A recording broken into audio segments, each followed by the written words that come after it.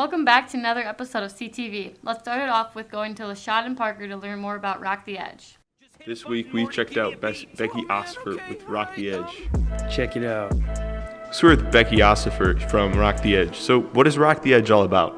Rock the Edge is a group of students and adult leaders that are mentoring students into leadership that go around the community, bringing people together, blessing our community, and that kind of thing. So who can join Rock the Edge? Anyone's welcome to join. Currently, we're just a group of a lot of different denominations with students and adults, and a lot of youth leaders help lead the meetings. And so why should someone join Rock the Edge? Well, we're an awful lot of fun. We have a variety of opportunities for students to participate for just movie nights, speakers, or the largest event that we host, which is Service Over Self each summer. Sounds fun. Thank you. So what is Service Over Self? Service Over Self is a week-long mission trip right here in our own community that students and adult leaders participate in. We've had over 100 students, 60 adults or so, and we just go around and reside houses and paint stuff and just do many things to bless our community. And when is Service Over Self? Service Over Self this year is June what? 21st and 25th. June 21st through June 25th. We have all day that you can register for every day or half days. And registration will be out there soon. You can check us out on Instagram at Rock the Edge. It would really rock to be part of the Edge. Back to the... That sounds like a lot of fun. Now, speaking of fun, let's go to Sophia, Tay, and Ann for a spicy food challenge.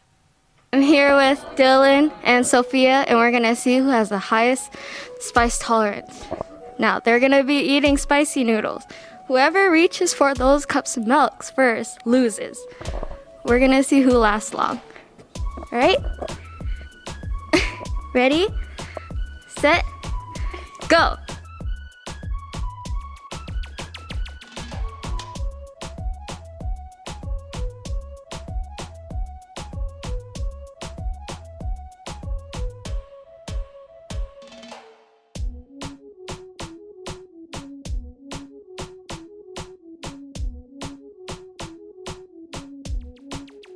Well, as you can see, Sophia has not finished her noodles, so and she reached for the milk. So I guess Dylan's the winner.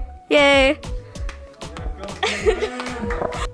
We're here with Dylan, the winner of the spicy food challenge. Now, how do you feel? Yeah, that was not fun. I feel sick. Don't recommend it. All right. I'm here with Sophia, and how do you feel after eating the spicy food? It's stuck, you know. Well, there you have it. Wow, that was pretty spicy. See y'all back in the nest. That was challenging. Something else that people have been struggling with is their March Madness brackets. Now let's go to Cody, Blake, and Zach to see how people are doing. This week on CTV, me, Zach, and Cody went around and interviewed some teachers and students on how their March Madness brackets are going. Check it out. With Miss Wallace. Now, Miss Wallace, how's your bracket going so far? Not very good.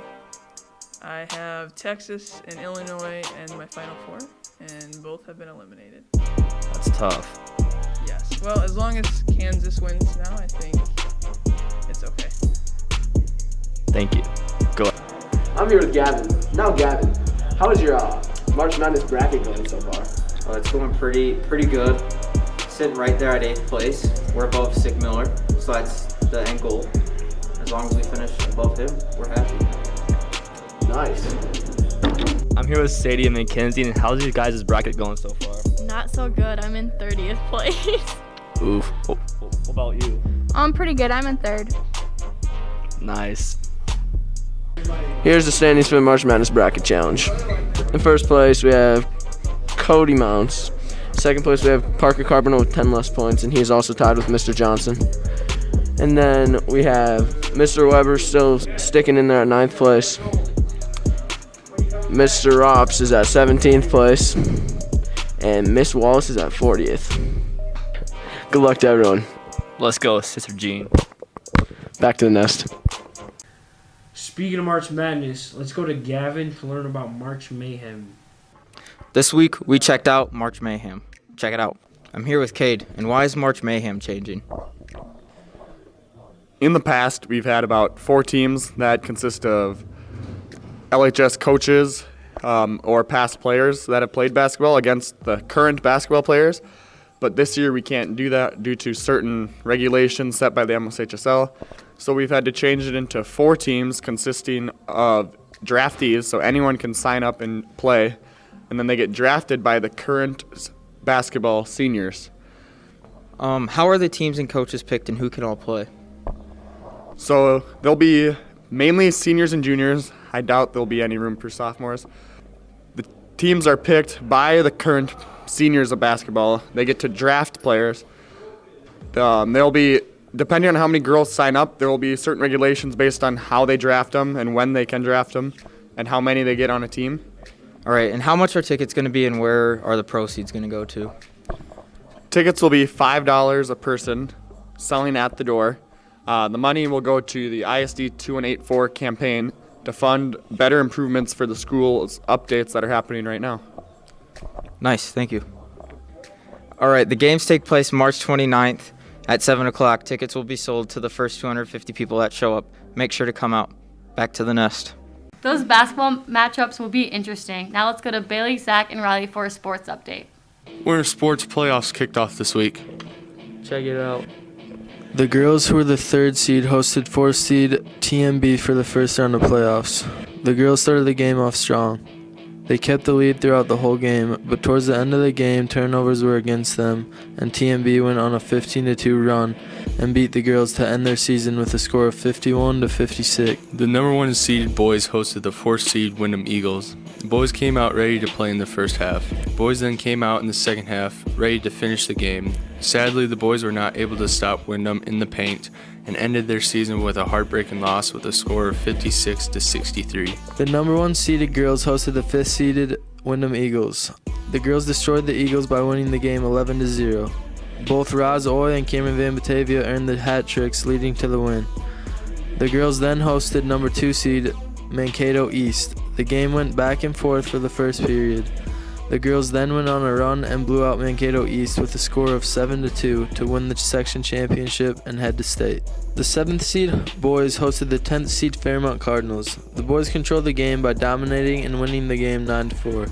They then traveled to play number 2 seed Litchfield.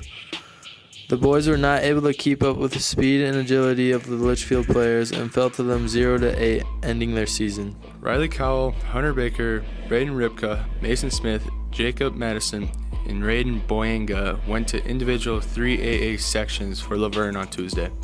Riley, Hunter, and Braden qualified and moved on to super sections for Saturday. But the 3 boys fell short of making it to state and ended their seasons. The gymnastics team went to sections 3AA competition on Saturday. The girls ended up placing 5th place, with Ella Reisdorfer moving on to the state gymnastics meet for her performance on the beam. Good luck to the girls hockey team and Ella Reisdorfer up at state. Back to the nest. Thanks, guys. Now let's go to Sadie, Roz, and Mackenzie for another week of Senior Spotlight. Let's go check out some more seniors. Check it out. I'm here with Dylan. And Dylan, what is your favorite high school memory? Probably going skiing in Winnegar's Lifetime Fitness class. And what are your future plans? To do something in carpentry or construction. And what is your favorite type of car? GMC Sierra. Thank you. I'm here with Simon. Now, Simon, what are your future plans? I plan on attending UW-Madison for genetics. Perfect. And then what is your favorite high school memory? I would have to say mock trial and making new friends this last year. And what is your favorite subject? Ooh, I like biology. Thank you. I'm here with Nathan. Nathan, what is your future plan? Well, my future plans is to go to Minnesota West for my medical assistant degree. Then after that, go to SDSU for my RN. And what is your favorite high school memory? When Russell was trying to ice skate. Nice. And what is your favorite color? Blue. Thank you. I'm here with Solveig. Now, Solveig, what is your favorite high school memory? Probably state mock trial. And then what are your future plans? I'm going to U of M for nursing. Awesome. And then lastly, what is your favorite ice cream? Mint chocolate chip. Thank you. Hopefully those seniors make some more good memories. Back to the nest. Those seniors have made many memories wearing those masks. Now let's go to Caden, Dylan, and Isaac to see people's opinions on the mask mandate. This week on CTV, we went around and asked people if Minnesota should lift the mask mandate. Let's go check it out. I'm here with Mr. Stearns, and do you think the mask mandate should be lifted? I guess I'm not really a person with an expert opinion on knowing if it should or not. I haven't been paid too much attention to it. I know it's kind of annoying wearing them here in school anymore for me. And, you know, we got to look out for each other and do what's best. But at the same time, who gets to be in charge of telling us what to do with that is, you know, I don't know, different opinions for different folks. So, okay. Thank you. Yep. So I'm here with. Brody Cap. And do you think that Minnesota should lift their mask mandate? Yes. Why is that? They make your face itch. All right, thank you. I'm here with Trayton. And do you think the mask mandate should be lifted? No, because everybody is doing good so well, and there hasn't been any outbreaks yet. So you think it should be lifted or shouldn't be lifted? No, it should not be lifted. So you want us to keep mask on? Yeah. Okay, sounds good. So I'm here with Mrs. Hoogendorn, and do you think that the mask mandate should be lifted? I think we should actually keep it until everyone can be safe and get the vaccine, just to keep everyone safe. I know my own father would definitely have been in trouble if we wouldn't have the masks. All right, thank you. I'm here with the one and only Big Z, and do you think Minnesota should lift the mask mandate? I think so. If you look at a lot of the research and stuff, it says that COVID-19 it's like influenza basically. The death rates compared to influenza is basically the same, even lower, with a 0.3 COVID death rate, which is the flu is just about at 0.3 also. And it's also kind of fishy how, you know, all of a sudden that all there is out there is COVID deaths, and there's no heart disease has gone down, cancer deaths have gone down, influenza deaths, you don't see anything about influenza even though we've passed the influenza season. So it's kind of weird, I think, but I personally I think we should get rid of it because it's just keeping us locked down like crazy is not gonna do anything to help the economy or even help our immune systems get used to a new virus out there that's never gonna go away even though we have a vaccine. Just like with influenza, we have to update the vaccine every year in order for it to help fight that strain. So COVID's never gonna go away, and no one's gonna put up with wearing a mask for years upon years. Thank you, Zach. Well, those are a lot of split decisions, but I do think Zach's probably right. That's all for this week. Now back to the nest. That's it for this week. Thanks for watching.